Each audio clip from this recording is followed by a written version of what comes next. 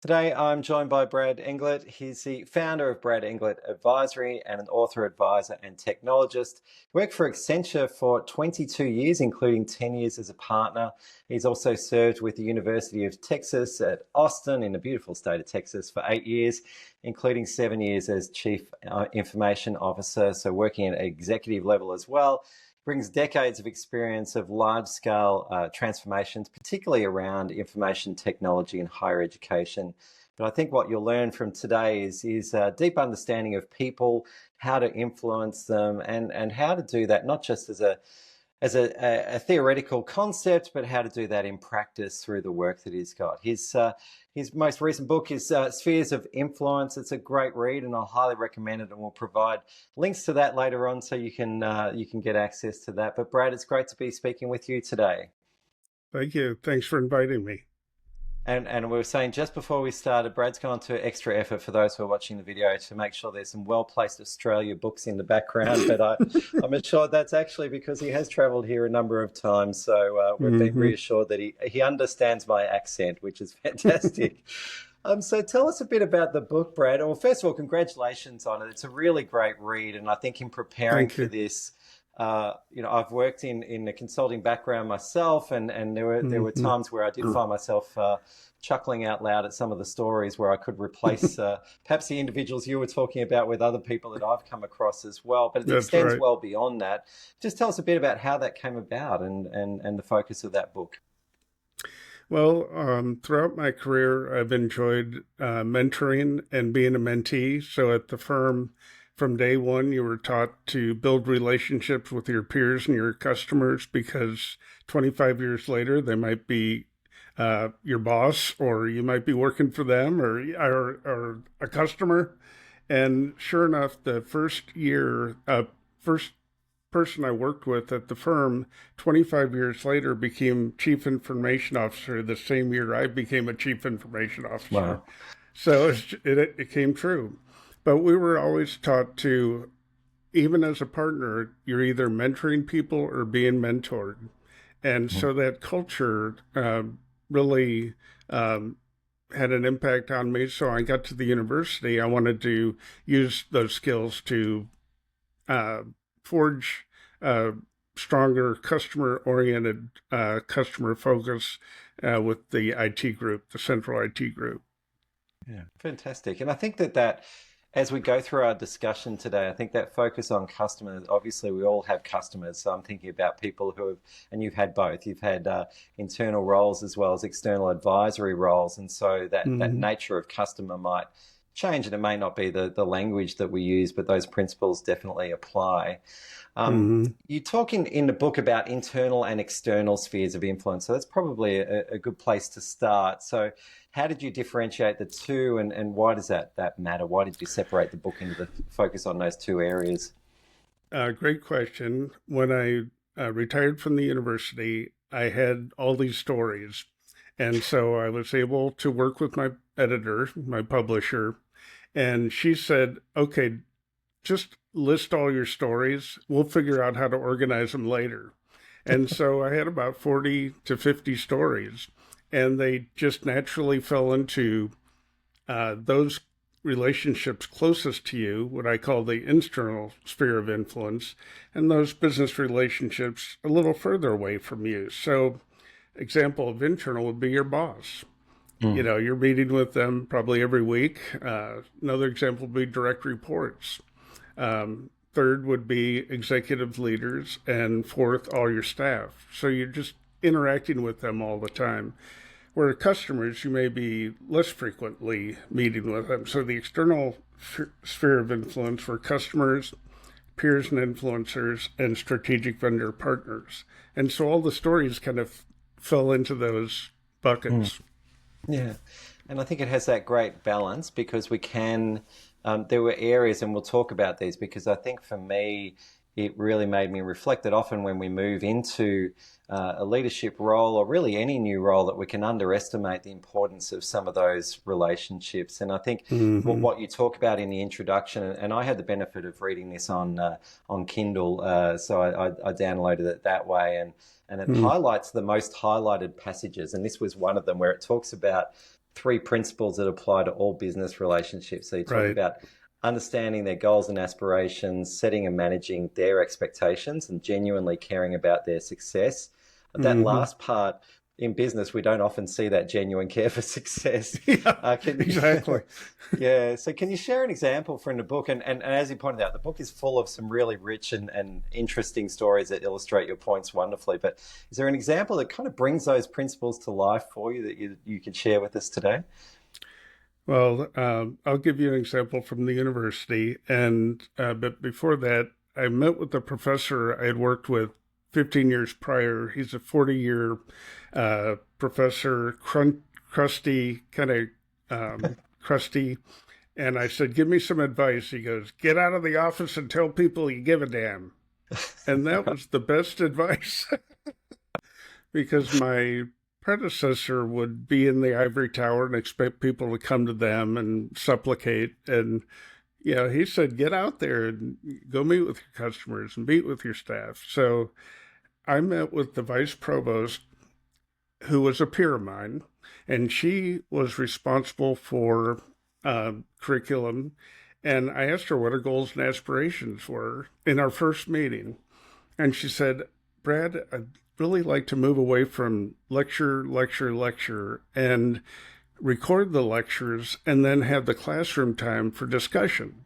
Mm. But the tools we have, the learning management system tools, are clunky and buggy, and they just wouldn't work. So we set out to go to the marketplace. We looked at 15 different learning management systems, and faculty and staff picked the best one. Mm. And it was the best because it was intuitive, it was secure, it was easy to plug in things from the internet, and it followed industry standards. So if you had a tool like Box for file sharing, easy to plug in. Mm. And we set and manage the expectations for campus that over 2 years, we would move 54,000 students, 4,000 faculty to this new capability. What could possibly go wrong? That's right. But her team and mine really worked together, and they handled the academic uh, curriculum questions, and then we handled the technology. Also, the vendor we used um, was much more responsive than our legacy vendor. In fact, the legacy vendor treated us as a transaction. They didn't care. They thought they had us over a barrel because we're so big it'd cost too much to switch. Haha, we did. And it took 2 years, and I met with the vice provost every month just to make sure things were on track and clickety clack. Sometimes I had to go to the vendor and say, you need to change something because we're big and we need these type of changes. And they're very responsive. In fact, the senior vice president for sales would call me once a month and ask how things were going. Wow. Yeah. And basically said, my team's standing ready. If you have any issues, you got the red phone on your desk, give me a Yeah. call. That's great. And then the third, genuinely caring, just me showing up every month and working together with my team and her team. At the end of the 2 years, an email was sent by all the contacts in the schools and departments to the president. And they copied the vice provost and me. And at first look, I covered my eyes because I thought I was going to get fired. But it turned out to be the most complimentary email lauding how well we worked together and with Wow. them to implement this massive change. Yeah. And so they even said you did it with humor. You Wow. just Okay. so it was really showing going. If I didn't get out of my office, I would not know what she wanted to achieve. Yes. If I didn't know what she wanted to achieve, then once we picked a solution, I could set and manage expectations. Yeah. And the 2 year time frame, well, some courses are only taught every other year. So that was our only way to do it. And Yeah. then third, she knew I cared because I showed up every month. Yeah, yeah, exactly. And I think there's multiple learnings in that story that you've drawn out there. I think that genuine interest in what others want to achieve, oftentimes, those internal functions in organizations, that's not the hallmark of how they operate. It's much more a Hmm. policing sort of protecting your patch, which is what you described. And I often say Hmm. that the people who say that they've got an open door policy are typically the Yeah, ones whose doors are most firmly shut. But that that's right. getting out, seeing what people need, understanding what they need, but engaging your team, also their team around that, but being able to do that in a way that shows that care and concern. But the other part that stands out for me is that relationship with the vendor. So oftentimes that's a Hmm. competitive relationship where, it's us Right. versus them and we don't like them. So but clearly you've had a track record of doing that, but to be able to convert that into a new setting is it's really impressive as well. So Hmm. and it seems to be a hallmark, those strong relationships that you've built over time, over many years, seems to be a strong hallmark of your approach, which has paid Hmm. off. So we so often take a really short-term view of relationships. In your mind, what are some of the benefits of taking that longer-term view that you've seen that have come through? Well, one, if you work with someone and you're successful, success breeds success. Hmm. And often it might be 5 years, 10 years later, they'll call you up and it's like you never stopped working with each other. And I had a woman who was a client of mine whose son applied to be an attorney at the university. And she asked, would you talk to him? Well, I knew her son when he was 5 years old. So, of course, I'll work with him. Yeah. And so I called him and I said, look, in higher ed, all the lawyers have an association where they trade all their ideas. So get to that website, study all the issues, because our Google contract came from the University of California at Berkeley. I didn't start with a blank sheet of paper. And so he studied the issues and he got the job. Yeah. Yeah, and it's just taking that extra step, isn't it, to understand their world, have empathy for their world and their condition. But I think, and Hmm. you would have seen it in your years at Accenture as well. There's probably some consultants that were, marvelous at doing that, at really understanding other people's worlds, and other people who are Hmm. probably more in it for themselves and their power. I'm sure not at Accenture, maybe at other firms that would happen, but where you have people that are more out for themselves and their own progression. Well, and it Um, really goes back to the culture. You know, you have to infuse the culture. So when I got to the university, the central IT group, 330 people, were heroics and fire drills. They were rewarded to be heroic and have respond to fire drills, which is yeah, the opposite of me. I want proactive customer service that's culture. right. And so the first thing we did was created an IT strategy with campus. 300 people on campus shared their ideas. And they said, this is what we want from you. We Yes. want honesty, transparency, consistency, um, caring about us, collaboration. And those became the values of our organization. And I added with my direct reports the number one value, which was family first. Yeah, Well, why right. would I do that? Because I live in Austin, Texas, which is a very high tech city. All the big multinational firms are here. I cannot compete on salary, but Yep. I certainly can compete on balance. One, working at a place that has a great mission, and you see the students and faculty every day. But two, you you can have a balanced lifestyle. And Mm. so I had a network engineer. He wanted to quit, startup in town. He's going to make a lot of money and some equity. And I said, look, I don't say this for everybody, but if you don't like it, you can come back. And Mm. literally 2 weeks later, we got the call, and he goes, this startup is a zoo. They feed me and do my dry cleaning because I never get to go home. Oh my. And I Yeah. took the job to better serve my family, but I'm not seeing them anymore. Can I come Yeah. back? And, Yeah.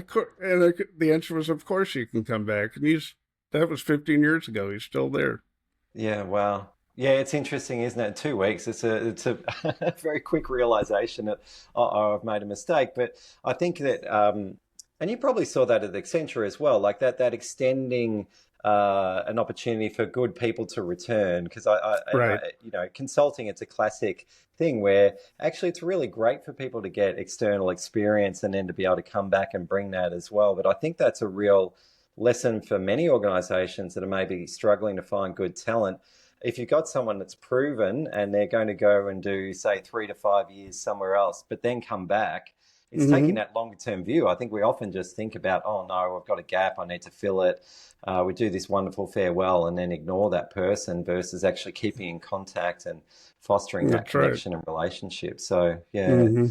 Um, I'm interested in the cultural side of that. Before we will start talking about some of the other areas in the book, but you talked just in passing. You talked about a culture of fire drills and emergency, and I see that in a lot of organisations. I think particularly at the moment, you sort of waking up in the news. So in Australia, we wake up and see what's happened in America overnight, and there's new things every day at the moment without getting into politics too much. But there's lots going on at the moment. And it can become a really reactive, frantic kind of environment in organizations where we are just Hmm. responding to the next crisis. And, clearly people don't enjoy working in that way, but we seem to build those environments again and again. So I'd be interested, how did you change the culture of the team there in the existing way that people were working to have a bit more of and I was going to say relaxed, which I imagine it is, but it's more sort of focused and clear and doing the right thing sort of culture. How did you actually bring people on that journey?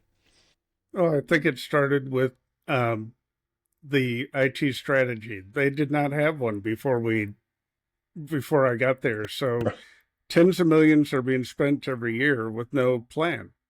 And Yes. so we actually talked to faculty, staff, graduate students, undergraduate schools, all the deans and all the VPs, and certain themes came up. And number one was we need a way to make IT decisions, IT governance.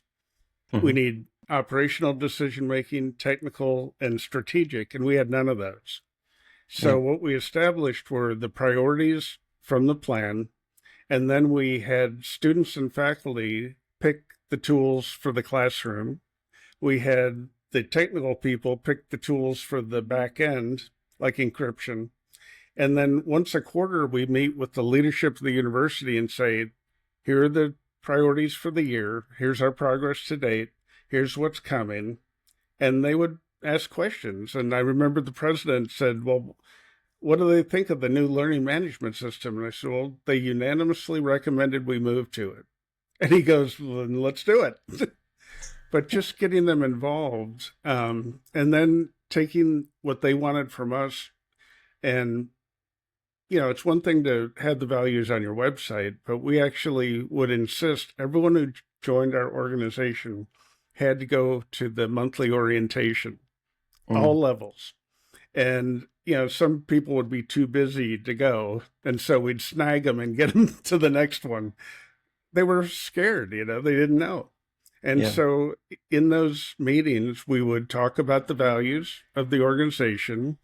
I would introduce them to all the my direct reports who were responsible for different areas. They would talk about the things they were working on, and of course all the recruits were working for one of those directors, so Yeah. they got to meet him. And then I said to him, usually, you're new. If you see something really goofy, and let us know, you know, Yeah. if Wow. you have some idea that came from another place, we want to hear it. And Yeah. if it's Fantastic. customer focused and there's data to support it, we're going to do it. And Yeah. so I think it was, and then every year we would update those priorities, communicate that to our organization, and they could see the success after we met those goals each year, whether it's voice over IP for 21,000 phones or, we basically irritated everyone once a year, and, but they could see the progress. And then I would write a blog once a week Um, just talking about the values, talking about initiatives that are coming. I would Hmm. talk about, I would give kudos to people who I got great feedback from. So I would acknowledge by name, who did a great job. So I'm rewarding good behavior, not fire drilling. Yeah. And, and then, that went to 330 people in my organization, about 300 people across campus interested in IT at UT. So they knew what was going on. Mm. And I once a quarter we get together in person and hybrid, and we'd make them sit with other teams, not sit with their team. And then we would hear from customers, some of the things like the high performance computing people. What are they working on, and how are Mm. we helping them? And the other thing I would do in the blog is I would apologize when we screwed up. Yeah. And we got much better at being when there was a technical issue, there always will be. It's how you deal with it when it happens. And we put the procedures in place that we were very transparent in communicating. Here's the issue. We own it.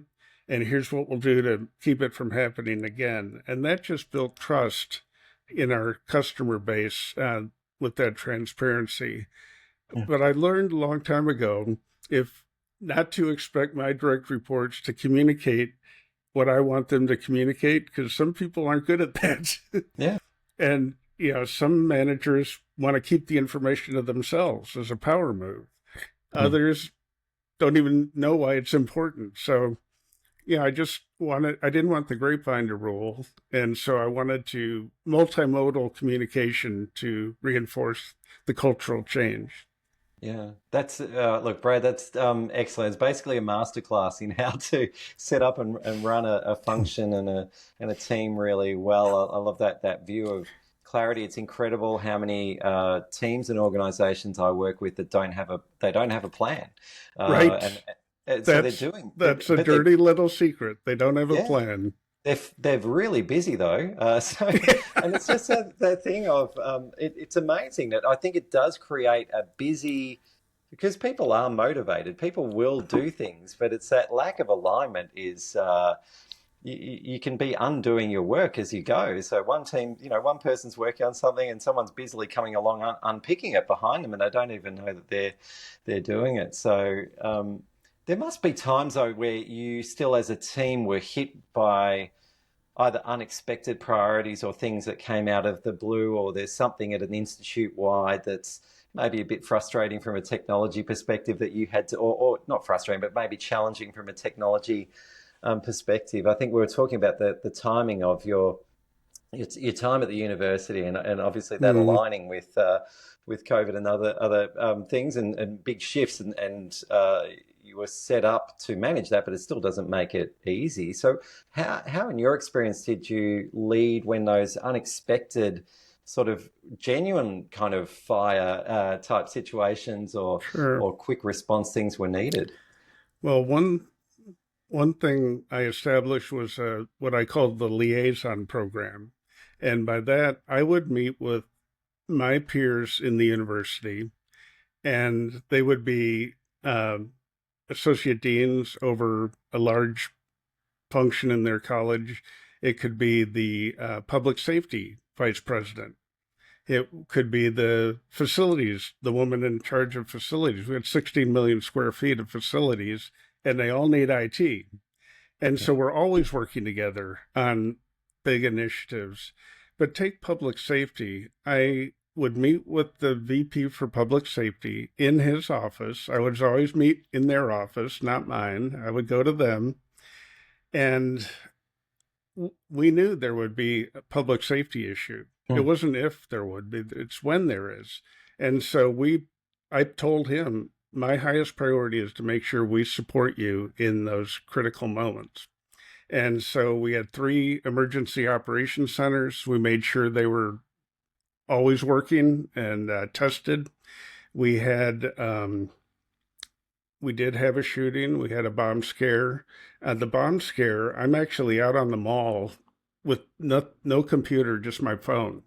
Well, our standard operating procedure was to get on a conference bridge with public safety, who are talking with the executive leadership team, and we basically worked that crisis from the mall on my phone. Yeah, well, And so we would practice that. And then once a year, we would get both our teams together and we would say, we would do a tabletop exercise of a cybersecurity attack, uh, ice storm where no one can get to work.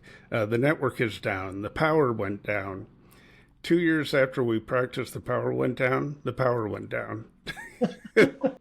And it's like, wow. Because we generate our own power and it's backed up by a utility, but both failed. But yeah, we knew how to work that issue. yeah, And, I think that helps build trust. Again, showing you care is all. So he would share rumors with me. And my other peers would share rumors. Says, Brad, I heard you don't have enough diesel in the generator at the data center. That's a good rumor. I'll go check. Well, it just in turns case. out, we top it up every month and we totally replace it once a year. My Right. data center guy was a pro, but I was able to nip that in the bud, and he was able to tell his person, not an issue. And Yeah. we had another one where he says, I heard there are not enough licenses to track the student teaching training for working in a lab. Well, we need that for federal grants oversight. That's a good rumor. I'll go check. And it turned Yeah. out we did have enough licenses for the students. But Yeah. just having that two-way communication on a consistent basis, it was almost like a nervous system in the organization that all my direct reports would have 6 to 7 peers they would meet with. And then every week when we got together, we'd share, what are you hearing? What are you doing? A woman who worked for me reminded me when she read the manuscript, she said, you didn't put my story in there. I said, well, what was that? And she goes, you ordered me to go meet with this person who hated us. Right. I thought Yeah. I thought you were insane. But I remember you said I'd rather have him inside the tent than outside the tent throwing rocks at us. Yeah. And so she started meeting once a month with this woman who hated us because there was some bad behavior in the past. Yeah. And, so we apologize for that, say we're working differently. And after about 7, 8 months, that person who hated us became an advocate for us, and her boss became an advocate. And, Yeah. and it's like that would not have happened if we stayed behind the computer screen all day. Yeah. Oh gosh, there's a lot in there. I think that that willingness, and we'll loop back to the that customer, because I think sometimes we do think the customer's always right, and that's I not don't hold always the that right belief. philosophy. Yeah, well, I'm a customer, and I can assure you, I'm not always right. So that's a sample of one to that intensive study we've done there. But I think one of the things you mentioned twice here is that apologizing, and I think for Hmm. leaders that doesn't always come naturally. There can be a sense of I'm going to lose power, or we don't want to apologize, or the structure of the apology turns out to not be apology. It's like, oh, if there was some Right, impact on you, then I regret that, but it's not actually apologizing. right. How do you find what tips would you have for a leader in, I guess, the power of apology, but how you do that if you're concerned about losing power? Because I think that would be what people would say is, I'm going to look weak, I'm going to lose position, they're going to walk all over me. But it seems like your experience is the opposite of that. You sort of build Yeah. more credibility. So, Well, so talk, you're talk me through you're the power of apology. well. There's an art to it, and the power is you're going to build trust if you are open and honest with people.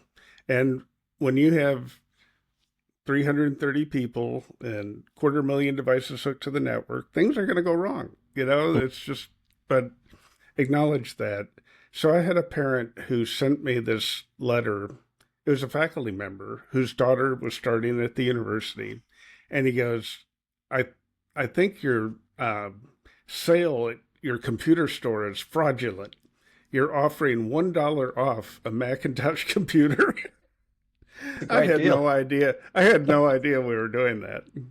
And so apparently, this letter was approved like 5 years before I got there on my letterhead, going Oh, out right. to all these people with this bogus sale. so, Wow. so first, I thanked him for letting me know. I apologized for it happening. I took accountability for it. I own this. In fact, that store was outsourced to a vendor, but I took accountability for it because I'm Hmm. accountable for that vendor doing the right thing. And then I said that letter will never go out again Hmm. without prior approval to make sure it's right. Yeah. And, I just said, please forgive me. Yeah. And what was their response to that? How did they Oh, they, react? they appreciated it. They appreciated it. And they had I it. They mean, got a dollar. They got a dollar off their computer as well. So it's a win-win. it was embarrassing, frankly. Yeah, it is right. But there's so many things like that. Like it would be really easy to. You could have offered up five reasonable excuses that weren't you. Right. You know, it's not me. This was the previous. You know, I didn't even know this letter. It's the vendor, and I think we see Hmm. a lot of that. And ultimately, that might, in the short term, feel like we're justified, but it just damages the relationship and doesn't Right. take the. It's like playing chess, one move forward. You've sort of, well, you won Hmm. that move, but now you're stuck. So yeah, it's a really I think in my experience of having leaders who have apologized to me, just how much that made me step back and really notice and actually start to think about what was my reaction over the top, because sometimes it is, that the Hmm. the response that we have can be excessive because we're priming ourselves for a fight rather than a resolution or a discussion. Yeah. So Yeah. yeah, I think that's really powerful advice. I In have two Yeah. two phrases that I use on almost every chapter. One is, uh, people are not mind readers. So you Yes. need to tell your staff what you want. They can't read your mind. Some bosses are good at it, some are bad at it. So you can ask your boss. Yeah. But the other is, they're not mind readers. And the other phrase is use your words. So Yes. if you're complaining about something, you need to use your words. And often I would have my direct reports, saying something. I said, well, what did the person who you're talking about say about it? Well, they hadn't talked to him. So, well, Yeah. why don't you go talk to them and come back to me later? Yeah. Wow. Yeah, my wife is a school nurse at a local sort of primary school, so younger children, and Hmm. one of her sayings is, I can't help you until you stop crying, and I feel like I That's right. I want to Yeah. get that on a t-shirt. I think there's a lot of truth to that for Well, as for adults, it's whining. yeah, well, that's right. That could be on the back of the shirt. That's excellent. All right. Well, when we put that to market, I'll make sure you get some royalties off that, Brad, for at least Right. 50% of the idea. So when we're talking about the internal spheres of influence, and you talked about that relationship with the manager, Mm-hmm. I think one of the things that the points that stood out to me is and I'll read it. The statement you said is, it's your job to seek to understand what your Mm-hmm. boss's expectations are. And I read that, and my immediate reaction was, that doesn't sound fair. Surely my boss should do that. And then I thought about it a bit more and thought, well, there's a lot of wisdom in that as well. But that's I could imagine for many people in their first roles and when they're starting out or just Mm-hmm. getting going, it's really easy to go, well, hang on, it's my boss's job to make sure I'm clear, Right. that I know what's going on. But you really dial up the need to explore and actively draw out those interests. So why is that so important, and how do we go about doing that? Well, like I said earlier, some bosses are really good at laying out their expectations, and they do it in writing. You get together periodically through the year, and you stay aligned with those expectations. But some are bad at it, and Mm, or they're too busy. They think they're too busy to talk about it, and it's like you're never too if you don't understand where your boss is headed, you can't help them be successful, and then you're like an unguided missile. You're not sure you're headed in the right direction. And so I always welcomed when my direct reports would sit down with me and say, what are we trying to achieve this year? yeah. How can I help? And uh, I welcome that discussion. I need all the help I can get. Yeah. I Yeah. did have a boss, though, who did a little power play move where he wouldn't tell us where he was going. And so the five direct reports were extremely frustrated. He said, well, I'm a chess player. I'm playing 10 steps ahead. Well, dude, if you told us where you're going, you have five people who could help you get there. Yeah. But it was like a power move, and it didn't get resolved till he left. That's the interesting thing, isn't it? That I think that attempt to retain power and position ultimately erodes the influence that they have. Because I think Yep. about if the other style of leading that you've described, and I think the way that you've led your own teams as well. I can imagine that people would do all sorts of things beyond their position description to help you out and to help the organization out. Whereas when Yeah. you've got a manager who's all about power and position, well, A, you don't even know what to do, and B, Right. you don't really have the inclination to help out. So Well, when things go wrong, it all falls apart. I had a peer also who would never say anything in a meeting, and been with the university for 40 years, so she knows stuff, but would never say anything. And it's like, that's another power move. It's like, and so you'd have to ask, have to, what do you think about that? Then she'd finally reveal it. But Yeah, yeah. Yeah, so that relationship with our manager is important, and I think what your guidance there is help them to do their job well, like be able to draw right, out that guidance and direction, and again, you've demonstrated how to do that well as a leader in your own the way that you led, but we don't always have great leaders that are focused on perhaps that clarity and direction, and so being able to draw that out is important. I think one of the other internal relationships that you talked about is a relationship with senior leaders and executives. mm, And I think when we're maybe lower down in the organization, we might look at that and go, well, that's another world. I don't really need to know about that. Why does that awareness of our senior leaders matter, and how do we get our head around that? Because we might have a manager that doesn't necessarily, as you talked about earlier, you had managers that don't all share the information right, down. right. So how do you have a sense of what matters to the senior leaders and ensure, and why does that matter? Well, most organizations are very public with what their mission is. They want people to know what their goal is. Number two, they have a vision. They say, here's where we want to go in 5 years. Hmm. Then they have values usually listed. They're on a web page. It's not like you have to go mining in a coal mine for it. Every organization has on their webpage their mission, values, and mission, vision, and values. So when you're working in the organization, you align yourself to that. Hmm. And so if you have a chance encounter with an executive, you know what the mission is, you know where they're headed. And as you're growing in your career, you're going to be plucked out of the organization to help on some project. And your chances are more likely, if you know where the organization's headed, to be able to help.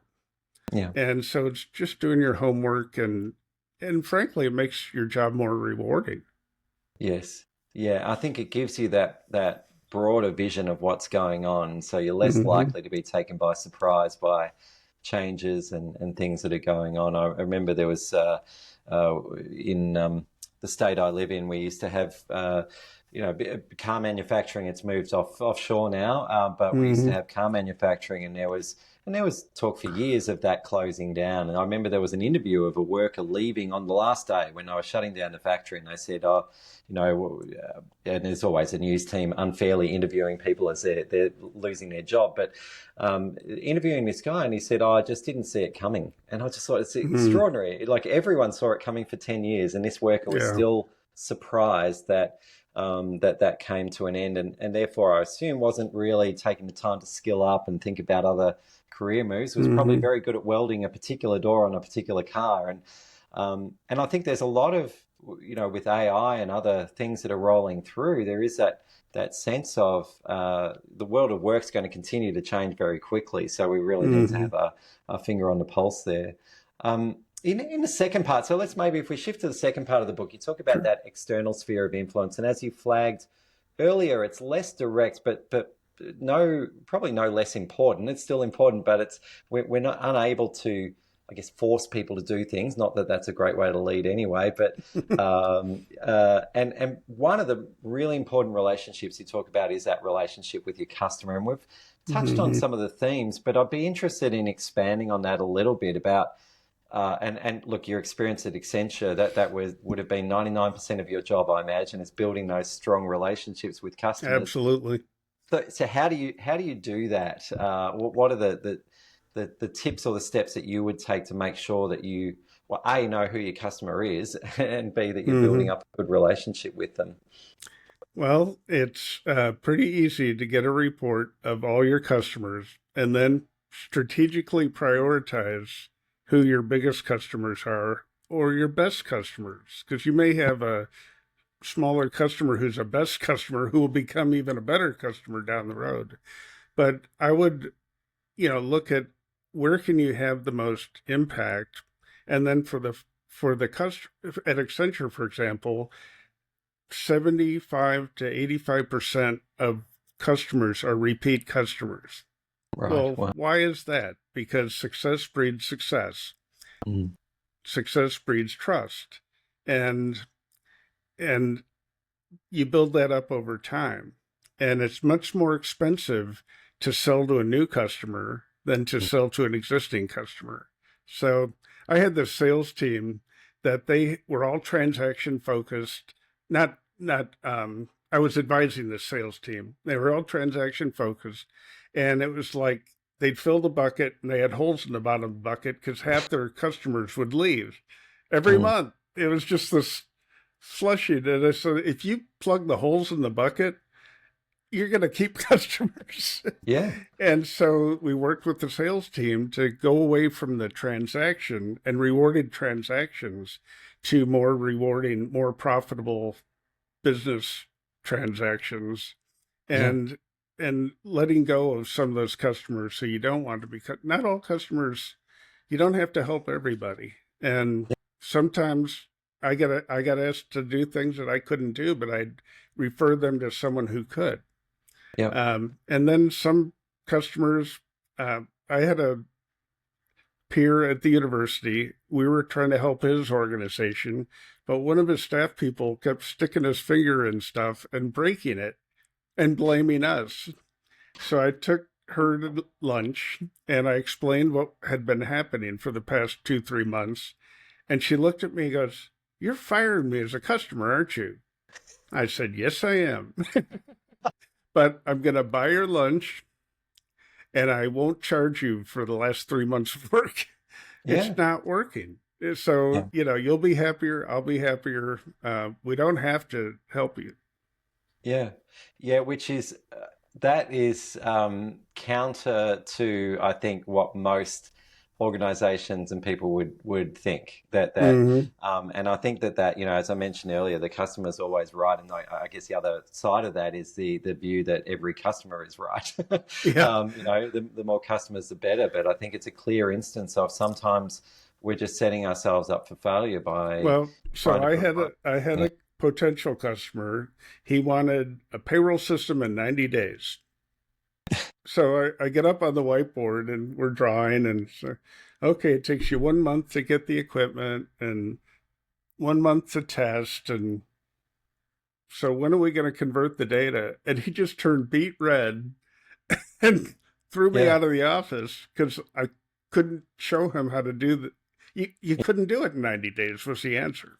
Yeah. So my competing firm shows up. They apparently promised they could do it. Both he and the firm were gone in 6 months because Yeah. they failed. Yeah. Yeah. So that was It's the best customer I never had. Yeah, that's right. You dodged, but it's well planned, right? It Mm. wasn't accidental that you made that decision, and I think, and it's the right thing by the organisation because you've got Right. the person you're dealing with. Doing the Hmm. right thing by them may not be the right thing by that organisation. So if you Sure. had a And promise, bring my staff in and give them a death march. You don't want to do that. that's right. Yeah, but promising, but it's so tempting to do because we want to keep people happy and we want to be Or helpful. you want Uh, to make the sale. It's a Yeah. sale. but I think even in internal customer relationships, it must have been tempting for you to overpromise at times or to commit to things that were beyond. So I think it's that it's being reasonable, like applying that same principle internally in the organization as well. I think is really That's right. important. Yeah. Yep. We often find ourselves, I think, even within organizations, having to influence people where we don't have formal authority. I think that's a hallmark, Mm, really, of how the world of work has changed. That even in the largest organizations, that sense of really strong hierarchy is broken down a bit, and so there's still that. I mean, it still exists, but there's often times we need to get things done when we can't tell people what to do. What's your guidance around how to actually influence someone when you don't have that formal authority, when you can't just say, well, hmm I'm the boss and or I'm in this position and you Right. have to do it. Um, well, let's take peers. So remember the woman who was silent in all the meetings? Well, she and I reported to the same boss. And I was trying to convince her that we could save the university $100,000 a year by not printing reports because we already have them available online with online reporting. She refused to do that because it was coming out of my budget. It wasn't Right. coming out of her budget. Yeah. So what did I do? I went to the boss and I said, here's the ROI. I think it makes a lot of sense. And he didn't support me. So we continued to waste $100,000 every Yeah. year Well. till the new boss showed up. And then they Yeah. put the squash on it. Yeah. And that can be infuriating, I think, when people get hung up on things like that, though. I think where there's something Mm-hmm. like that, and you feel like it's an injustice, or it's just not doesn't make business sense, and you've got the empirical data to back it up. How do you manage that? Because that could really damage the relationship, well, both with your peer and also with your manager. So how did you rise above that? Because I imagine every year or every month when you're signing off those that line item, it's probably stings a little bit. Yeah. So how did you Well, you can't win. what yeah, how did you rise above? You can't win all the battles. So I just let that one go. Yeah. If the boss wasn't going to support me, but I had another situation where a different peer agreed to fund with me, jointly fund this software, and then after I fronted the money and bought it, he reneged on his share of the money. That one I went to the boss, and he did reimburse me for the Right. funds. So sometimes it works, and I had to escalate to try to get things moving. Yeah. Okay. The last area we'll explore before we talk about, how to get a copy of the book and read it, which I'd highly recommend for people. But Mm-hmm. what about hybrid and remote work environments? So clearly you've worked in a lot of those. You've probably helped organisations to implement that Mm-hmm. as well. Uh, do you think that's impacted the way we influence and how and what advice would you give on making things work when we can't always be in the same place at the same time? Yeah, I've always been a fan of hybrid work, even before it was cool. At Accenture, I had a team for 2 years. I had a team of 90 professionals all across North America who we would assign to different projects around North America. And they lived in wherever they lived. And so my direct reports and I would get on just a good old fashioned conference call every Friday afternoon and talk about what's going well, what could we fix, what are the projects coming up, and what are the roles that we could stretch our people into these stretch roles and help them grow. And then twice a year, we would meet the entire team, 90 of us, in person and talk about the values and celebrate, build some connections, personal connections. And then I would, what I metaphorically called the Winnebago ride, where I would go visit each project, whether they're in Benton Harbor, Michigan, or Atlanta, or San Francisco, and I would just meet with the client, ask how things are going. Um, it was my team I was responsible for. Then I meet with my team, see how things were going, and I talked to all levels. So I knew what their goals and aspirations were. And I'd take them to dinner. And when we did the 360 reviews for that team, all the staff loved the Winnebago trips. Yeah. They all loved it because I would show up, I'd show the flag, I showed I cared, I was interested in their career, I cared about the client relationship, and it was really. Someone asked me, "Did I really have a Winnebago?" No, I didn't have an RV, but I just had a rental car. But just it's something simple, that Yeah. really helps bind a remote team together. Yeah, and I think that that in-person side, like so many organizations are wrestling with this, and there's consulting firms promising best practice, which I think is a bit premature because we probably don't. And I think best practice is going to vary by organization and the nature Mm-hmm. of work, but there is something about what I've seen that I've been most impressed with is exactly what you've described, where people get together, and it might only be twice a year. It doesn't have to be every Right. week but That's that right. they get together and they do the in-person thing because I think the in-person is great for building the relationships. Mm-hmm. Online is fine for maintaining it, but it's hard to build relationships from nothing Right. online. Although we've given it a good go today, Brad. So so what's your hope for the book now and what's next for you? Well, I've really enjoyed being a guest on podcasts because all the hosts have a different angle, and I learn something new every time. So that's been fun. I also have created a 1 hour interactive session on the 3 principles in the book, and a 4 hour workshop, half day workshop that would help software sales teams learn these skills. Yeah, Um, uh, and so I just, I'm actually going to test drive the 1 hour session next month. right, great. Yeah, and I think that's a great way of putting into practice. And you've generously for people who are listening to this and want to find out more. So on your website, so bradenglert.com, so BRADENGLERT.com for people who Mm-hmm. can't be bothered looking at the show notes / podcast. So there's actually a sample of the book. You can get a sense of the style of it, and even you had me hooked in at the preface there. It was very well written. As we shared lots of stories and examples, really easy to purchase a book through Amazon. Even if you're on the other side of the world, it was downloaded instantly. I could make my way through it, but Right. genuinely, congratulations on the book. But you can find out more about Brad at that same site as well. Yep. You even get an opportunity to see just how much of a Texan he is as well. I love that photo of you. You've got a photo where there's an opportunity to connect, My and if you Longhorn.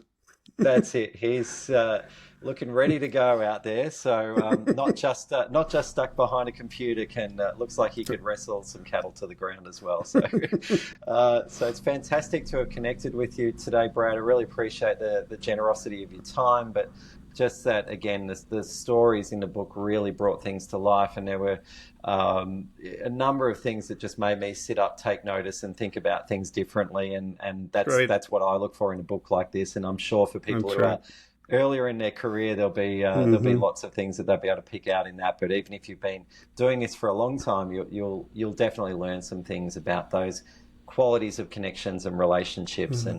and just how to lead in a humble way, but in a way that Mm-hmm. has a lot of influence as well. So thanks so Thank much, you. Brad, for your time, and I look forward to keeping in contact with what you're doing from here. Thank you.